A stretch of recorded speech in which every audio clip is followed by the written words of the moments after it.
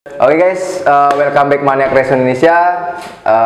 Episode kali ini saya itu dapat kesempatan yang mungkin bisa bilang ini emas banget, sangat berharga banget. Saya sampai ke Kediri. Tadi juga Mas Aris sudah mengizinkan saya main ke bengkel dan tur lihat koleksi motornya semua Mas Aris ini. Makasih banget nih Mas Aris. Dan terima kasih juga nih buat Akar Coffee ini disediain tempat podcast. Wah, ini suatu kebanggaan banget buat saya pribadi, disediain tempat sampai sedemikian rupa. Ini Walet Akar Coffee, ini tempatnya di Kediri ya Mas, ini alamat Wates ya? Ya. Wates Kediri ya Mas ya? Ya. Tempatnya di Wates Kediri ya guys ya, Akar Coffee ya. Nanti lokasinya nanti saya cantumin di deskripsi video juga.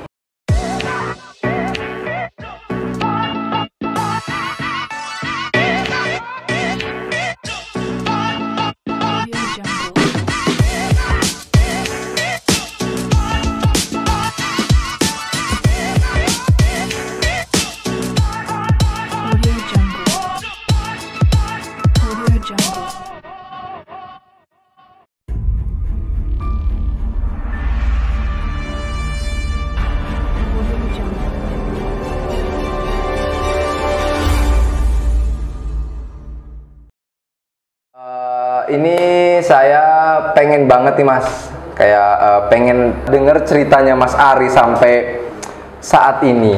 Hari ini mau benar-benar ngulik Mas Aris nih, nggak apa-apa ya Mas ya? Ya Mas. Saya akan ngulik Mas Aris hari ini ya guys ya. Sebelumnya apa kabar ini Mas Aris? Baik Mas. Baik, alhamdulillah baik. Nah, sebelum ngobrol tentang apa yang sudah diraih Mas Aris sampai saat ini, nah saya itu pengen tahu nih backgroundnya Mas Aris sebenarnya tuh emang dari dulu basicnya otomotif atau apa ini Mas Aris? Gini Mas, kalau cerita mungkin dari kecil ya Mas. Dari kecil orang tua saya itu emang gimana ya? Emang dari orang tua itu emang dia bener-bener suka motor juga. Suka motor juga. Jadi dulu saya masih SMP itu, zaman dulu itu motor Grand itu udah bagus. Grand, Honda Grand itu udah buat balap. Buat balap udah? Ya buat balap Grand itu. Setelah itu SMA, saya main-main motor kayak gitu. Terus saya dibilangin sama bapak saya sendiri itu gini. Orang Jawa gini bilangnya, lah awakmu sir balapan motor, harusnya awakmu tenanan, jangan motor ninja itu kamu buat balap, mending kamu sekolah, kamu jual motor itu jadi dua, kamu sekolah naik motor sendiri, punya motor balap sendiri. Jadi zaman itu saya beli motor ninja itu, Ninja tahun 97 itu saya sudah dibelikan Mas. Itu dari sama orang tua? Iya, Ninja 2 tak itu. Setelah itu motor itu aku setuju dijual, dibelikan motor Satria 2 tak sama Foswan dulu. Yang Foswan dulu itu digarap sama Mas, digarap sama Mas Eko Mas, namanya Mas Eko. Orang Kediri. Orang rumahnya itu dekat terminal Mas. Oh, dekat terminal Kediri. Ya, itu sama temennya yang namanya Mas Juju Malang. Itu mulai itu saya sebenarnya udah suka motor dari kecil kan. Dari kecil. Ya, SMP naik ke SMA itu. Setelah itu jalan kita nggak tahu Mas. Dengan kesulitan saya waktu saya itu lulus SMA itu langsung nikah. Oh, berarti lulus SMA langsung nikah? Ya, lulus SMA langsung nikah. Saya langsung nikah, terus itu intinya gini Mas, intinya saya harus bisa cari uang. Itu saya mulai, sebenarnya kalau untuk basic mekanik saya malah nggak ada Mas. Nggak ada. Jadi intinya saya bingung Mas, bingung pekerjaan lah intinya. Saya itu pernah intinya jualan es pernah. Jualan es apa itu kalau boleh tahu Mas? Es sari dele itu saya pernah mencoba kan. Untuk saya sudah punya istri, punya anak, saya untuk cari uang itu juga bingung Mas. Terus di POM Wates itu ada, itu pembukaan POM itu lupa aku Mas tahun berapa. Itu saya kerja di POM, pernah kerja di POM. Setelah itu saya mikir lagi Mas, gimana hobi ini bisa jadi uang, kayak gitu. Akhirnya saya putuskan untuk saya kerja di POM, tapi saya itu pengen garap motor, Mas. Jadi awal mula itu saya garap motor itu punya teman dekat namanya Yunus. Nah, Yunus itu mau modalin saya buat motor Jupiter. Berarti orang yang pertama itu, Mas? Orang yang pertama kali percaya kepada saya, ayo wis gaya motor, pikiran buat liaran itu, Mas. Mas Yunus itu? Mas Yunus, itu pertama kali. Itu pertama kali, setelah itu mungkin saya itu liaran lumayan berprestasi, Mas. Sering menang, dan di situ saya mikir, wah aku harus keluar dari POM, tak tekuni aja wis pekerjaan ini. Terus akhirnya saya itu balap 155 saya pakai Vega, Mas. Vega? Drag, itu pakai Vega. Pertama kali saya turun drag itu di Malang. Event resmi? Event resmi. Nah, seperti ini pertama di Malang? Di Malang, dan saya itu dapat nomor 4, Mas. Pertama kali ikutin event resmi itu? Iya, pertama kali. Jadi intinya saya siapkan, saya ikut resmi, itu masih jarang, Mas. Itu saya sudah ikutan. Balik lagi ke orang tua ya, Mas ya? Dari dulu didukung ya, Mas? Iya, Mas, didukung. Pekerjaan jadi terjun di dunia racing? Kalau dulu gini, Mas, dulu itu saya setelah nikah itu kebetulan bapak sakit. Itu saya itu sebenarnya kuliah di Malang. Saya ambil kuliah di Muhammadiyah. Rencana itu saya ambil kuliah di Muhammadiyah. Ya itu pengalaman hidup lah, Mas. Itu saya itu nggak kenal apa yang namanya penyakit stroke. Jadi bapak itu kena stroke. Saya pikir saya berangkat ke Malang itu posisi bapak sehat-sehat. Bapak saya sehat, saya berangkat ke Malang. Lah saya di Malang itu saya ditelepon bapak sakit. Pikiran saya di Malang itu bapak kecelakaan. Setelah itu saya pulang, bapak di rumah sakit. Setelah itu saya tahu bapak itu sakit stroke, dan sakit stroke itu nggak ada obatnya. Terus setelah itu saya sudah putuskan, saya nggak mau kuliah lagi, saya harus bekerja ini, bekerja. Dan saya alhamdulillah dengan pekerjaan dulu pertama saya ikut mertua. Pasang taruh gitu, Mas, taruh persewaan buat pesta itu. Cuman saya kembali lagi, saya ingin hobi ini jadi uang gitu, Mas. Memang paling enak sih, Mas ya, kalau punya hobi jadi uang itu sebuah kayak pencapaian yang benar-benar puas banget gitu. Ya kebetulan juga mungkin dari segi keluarga itu mendukung untuk saya lebih belajar. Misalkan saya sudah punya anak, saya harus pergi beberapa hari belajar di mana itu, alhamdulillah orang rumah itu mendukung. Jadi kita masih bisa belajar. Berarti dari orang tua dukung bener ya, Mas ya? Iya, Mas, intinya hal positif kita didukung lah. Iya, soalnya dukungan dari orang tua itu sangat, saya bilang luar biasa banget sih. Powernya orang tua di dalam kita menjalani sesuatu itu benar-benar besar, Mas ya. Apalagi kita udah direstui, didukung, apalagi sama orang tua, apalagi terutama sama ibu. Iya. Jadi nggak tahu kenapa itu apa yang kita kerjakan dan apa yang kita lakukan, kalau udah dapat restu dari orang tua, doa, dukungan dari ibu, itu nggak tahu kenapa lancar-lancar aja gitu ya, Mas. Ada aja jalannya gitu ya, Mas. Iya, kalau itu percaya, Mas ya.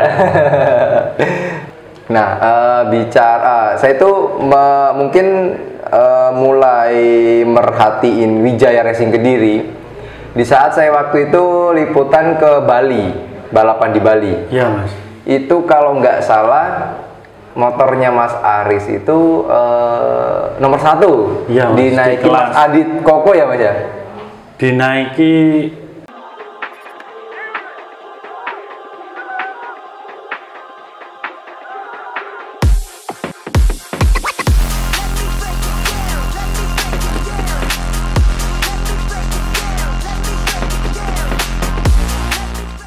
Mas Adit nomor 5 kalau nggak salah. Lampunya besar, Mas. Oh, Mas Aditnya. Iya. Oke. Tambah Raka yang nomor 1 itu. Nah itu jadi sampai sekarang, nah ini kan saya juga dari itu udah lihat penasaran nih. Itu pertama kali, Mas. Pertama kali juga saya bikin ME. Pertama kali itu waktu itu? Iya, pertama kali itu. Itu kita Mas, itu saya punya teman itu yang di Jember yang punya Sakera itu. Itu juga bos pertama itu. Bos pertama, Mas. Ya saya ditanya, Mas Aris pengen punya MX? Saya pengen. Semua MX di Bali itu pakai MX biasa, Mas. MX 4 speed, 5 speed yang biasa. Cuman saya minta dari situ saya minta MX King. MX King. Ya, jadi kita main ke Bali itu bener MX-nya kita yang MX King. King-nya MX pokoknya. Rajanya MX. Iya, rajanya. Pertama kali main kita nomor 1. Berarti ya waktu itu benar-benar MX pertama Mas Aris. Iya, MX pertama itu. Kalau boleh tahu riset waktu itu benar-benar butuh berapa waktu, Mas? Kalau riset nggak lama sih, Mas. Nggak lama kita waktu untuk riset MX itu. Nggak lama juga, pokoknya kalau nggak salah ya 1 bulanan kita sudah berani main. 1 bulan? Ya karena gini, Mas. Intinya saya sangat berterima kasih lah pada Adit itu. Masalahnya Adit sendiri itu sudah biasa naik MX di Bali. MX orang Bali itu hampir semua Adit pernah. Jadi kita setting, yang setting Adit dia sendiri bilang, "Wis Mas, berani kita main." Menang wis berani kita main. Ya udah wis aku bawa MX itu, Mas. Berarti Mas Aris bikin pada waktu riset MX itu bener-bener peran inputnya Mas Adit Koko benar-benar pengaruh besar ya, Mas? Pengaruh, Mas. Jadi Adit sendiri sudah mungkin tahu rasanya MX kayak gini gitu, Mas. Betul, Mas Adit tinggal ngembangin. Iya. Wah, kolaborasi yang dibilang luar biasa sih menurut saya, guys. Jadi setelah itu kesini rame banget ya sekarang, Mas, kelas MX gitu aja. Iya, Mas, rame, Mas. Dan Mas Aris mengikuti juga beberapa event kayak di Cicangkal, kayak di Jateng, Jogja. Itu MX-nya juga sampai sekarang mendominasi, kayak event kemarin aja ini. Iya.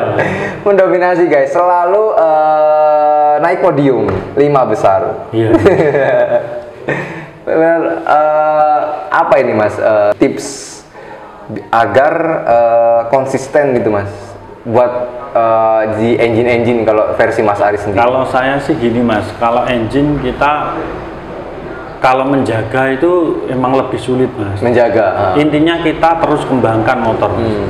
Jadi setiap main itu kita kembangkan motor ya, wis nanti ketemunya kan kalau kita terus riset pasti lebih bagus. Kayak gitulah. Kalau saya tipsnya kayak gitu. Mungkin teman-teman mau motornya kenceng ya wes utik ae terus. Utik ae terus. Oke.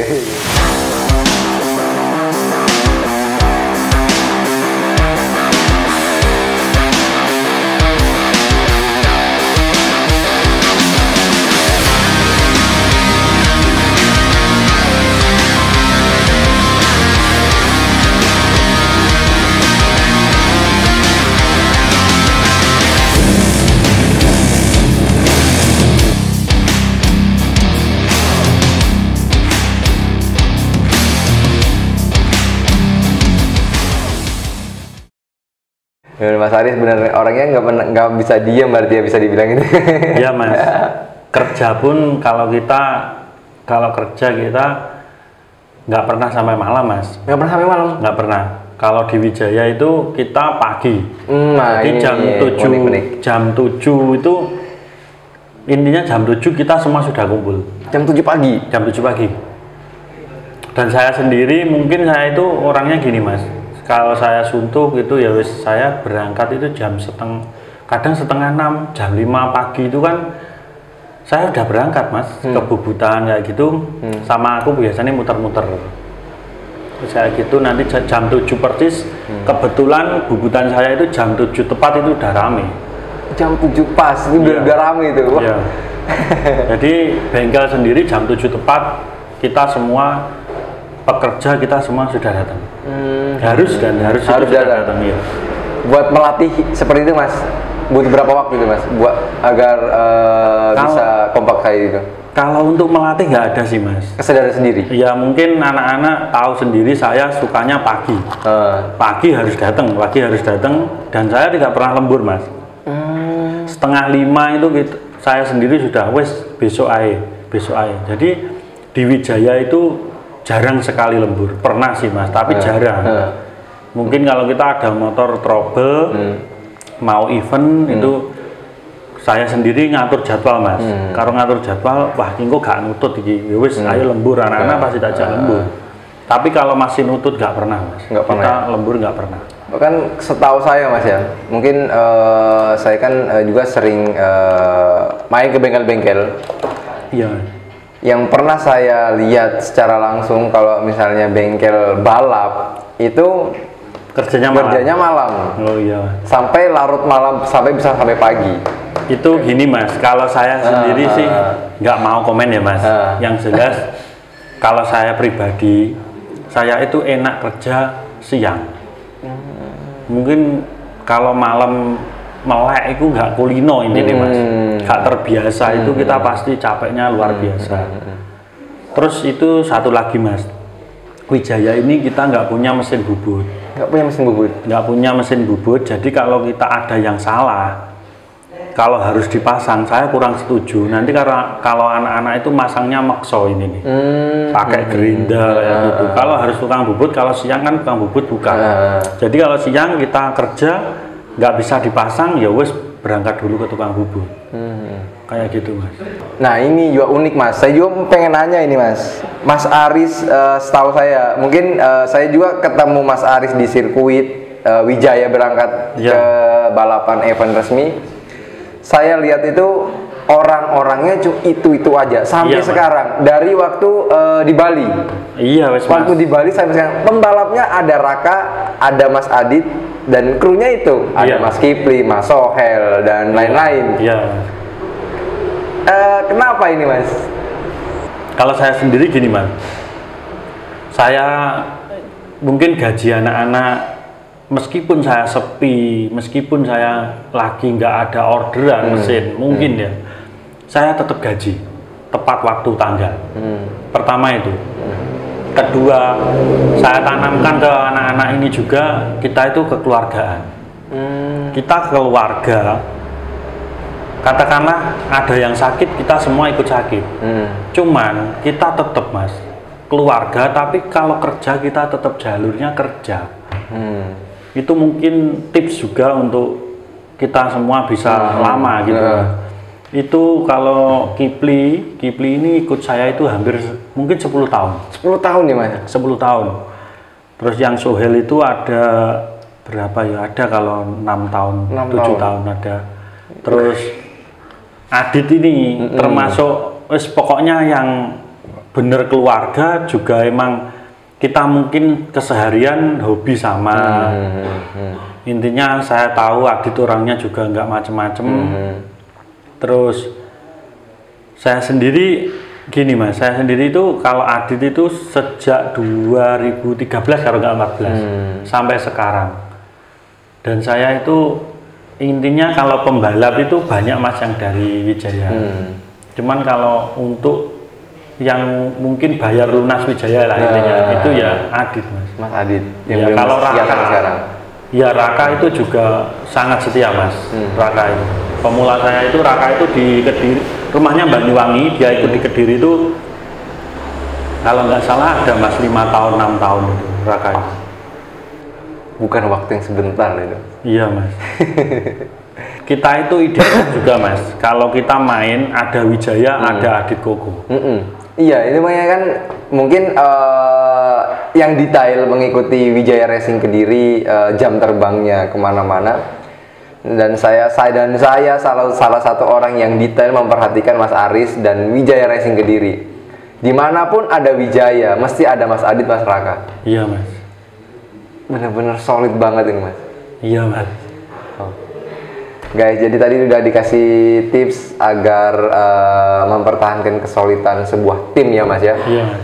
Dari Mas Aris. Jadi selain materi, kekeluargaan ya mas ya, yang penting gitu ya mas. Iya, katakanlah kalau kita mungkin mas, kita dari kru ada keluarga yang sakit kayak gitu, kita pasti di Wijaya itu kalau ada kru, mungkin ibu atau bapaknya kru yang sakit, itu kita di Wijaya itu ada, mungkin meskipun nggak banyak kita ada uang, untuk orang tua si kru kayak gitu, atau kita kru ada yang kecelakaan apa-apa, kita pasti ada itu, untuk itu ada.